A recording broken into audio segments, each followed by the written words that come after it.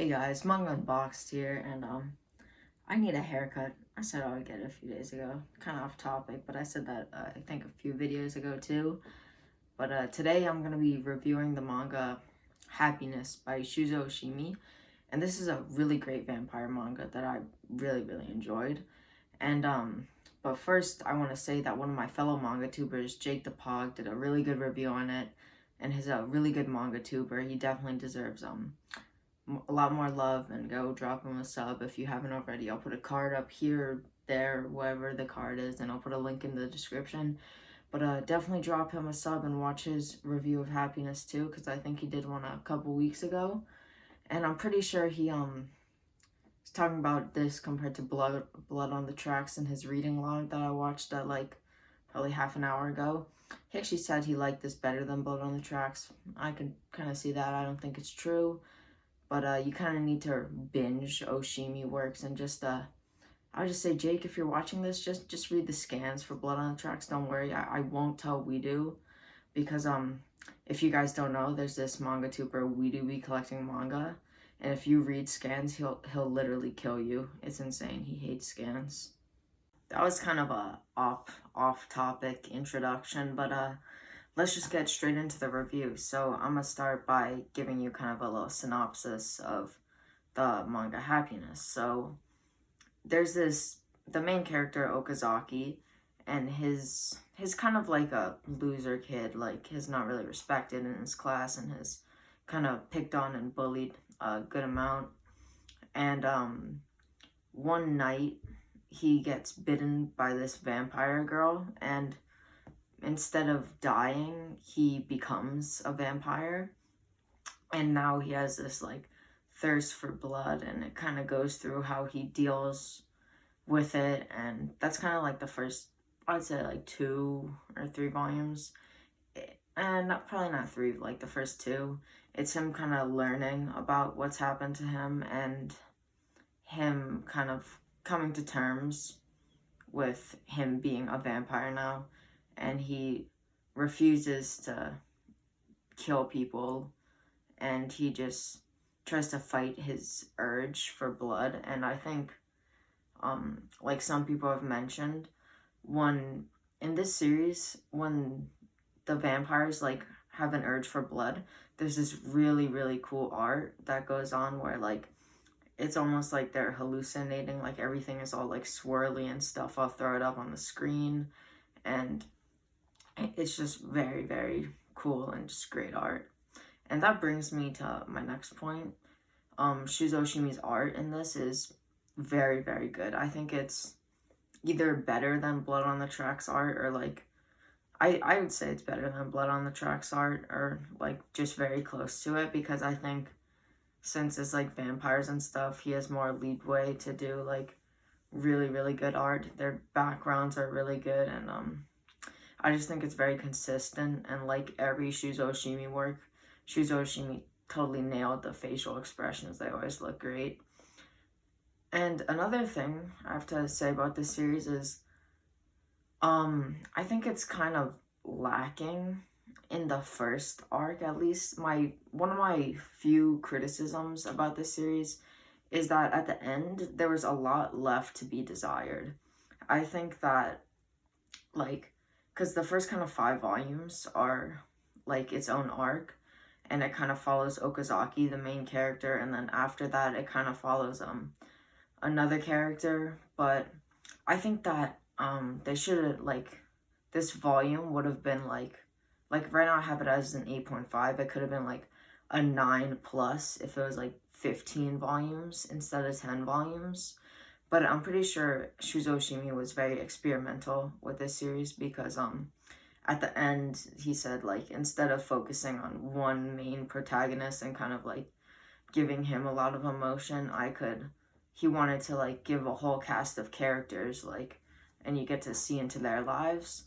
And I do definitely see how that happened, and I see how it was experimental, but I just think that Okazaki was very lacking as a main character. We didn't learn too much about him, and I just think that the first arc and just like the whole explanation, like it kind of ended short, and then like volume 6 was kind of slow, and then I think like volume 7 plus, or like even including 6, because 6 was kind of build up, I think those were all very good as its own story arc.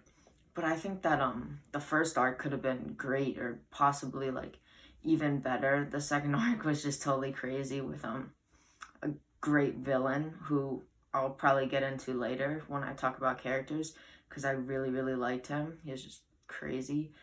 But I just think that the first arc didn't have enough to it. It didn't have enough substance. It was just kind of like that ended too quickly. Okay, so now let's talk about the characters in Happiness. So like I kind of ranted about before, I think that Okazaki was not a good character. He was okay. He was decent. I just didn't like him very much. I just think that he could have been great, which and like he's not even like bad. I just think the thing that annoys me most is that he could have been great, but then they just kind of cut his character arc like in short. Like it was almost like they were like halfway through, or not even halfway through what could have been, what Okazaki could have had. But then they just kind of switched gears, switched it, and I think when they switched gears, it was still very good, because after they switched gears, it was great too, but it was also great beforehand, and then they just kind of cut it like before the first arc kind of could have wrapped up. That I just think they should have done more. Okay, enough talking about that. But I think that Yuki is a really really great character.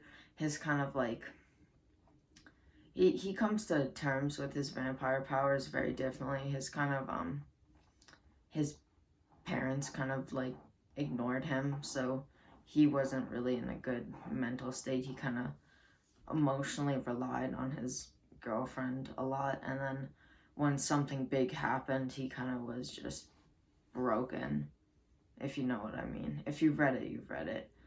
And I just think Yuki is a great character, one of my favorites in the series. I think another great side character was Gosho. I almost saw her as kind of like a bystander, like through the first arc. It was almost like she was looking into like this crazy story that she had kind of become a part of. And that's just kind of like how I viewed her in the first arc. And in the second arc, she becomes a big part of it, and you see kind of like what she does when she's older and stuff, and how she like confronts the villain. And I don't want to, and I'm gonna talk about the villain now because I think he was so good, and I can't say his name because that would have been a bit of a spoiler, but I think that he's just like the epitome of like evil and messed up and dark, and like it's when they go into his backstory, that was so dark and just so messed up. It was probably some of my favorite chapters though in the whole series, just because it was so intriguing. Like they go off the bat in the arc with in his backstory with like some crazy stuff, and he's just evil, and he will do like go to some crazy lengths to achieve his goal, and he's basically someone that wishes to be a vampire, his polar opposite to Okazaki, because he doesn't want to be a vampire at all, and he is a vampire. And then the villain, he wants to be a vampire, but he can't be one, or he can't be made one. But I just thought he was so intriguing as a villain. I just enjoyed watching him so much, and I think he was great. So overall, I think the characters were pretty good. As I said before, Okazaki needs some work. He could have been great, but oh, I also want to talk about two others. Nora, she wasn't that she wasn't she was very relevant in the story, but she wasn't like she didn't stay too long, and I think she was a good introduction to the vampires for Okazaki, and also that other vampire, I'm forgetting his name, but I'll like throw up a picture of him or something and like a name.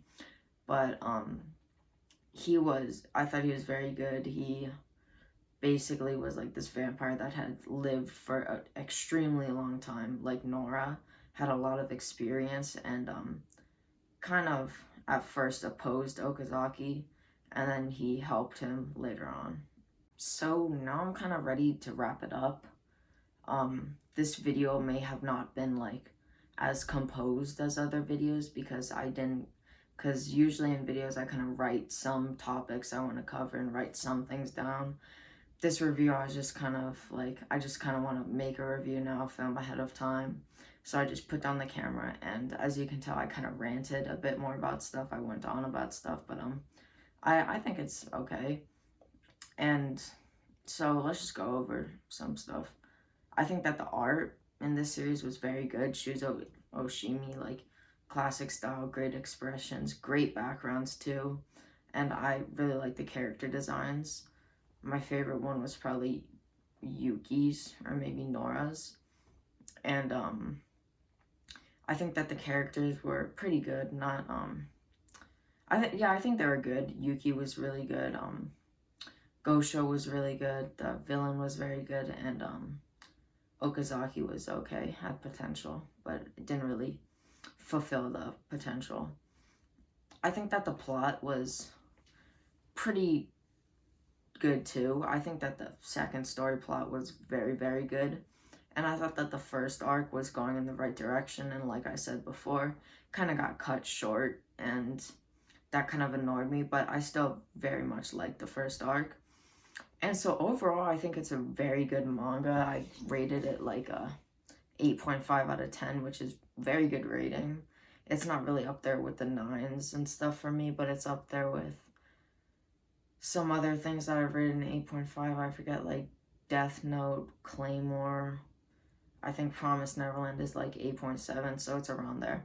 But this is really good. I haven't read Tokyo Ghoul yet, so this was kind of an intro to vampire manga for me, and I thought it was very good. And oh, I forgot to mention something.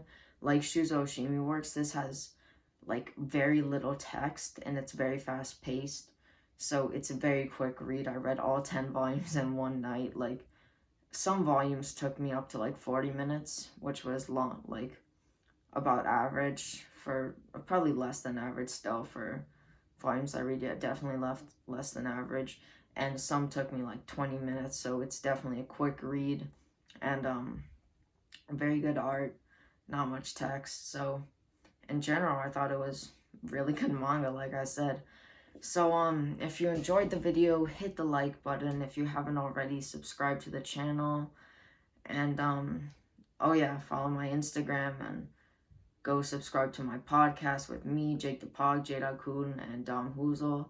And the link for that will be in the description. So see you guys in the next video.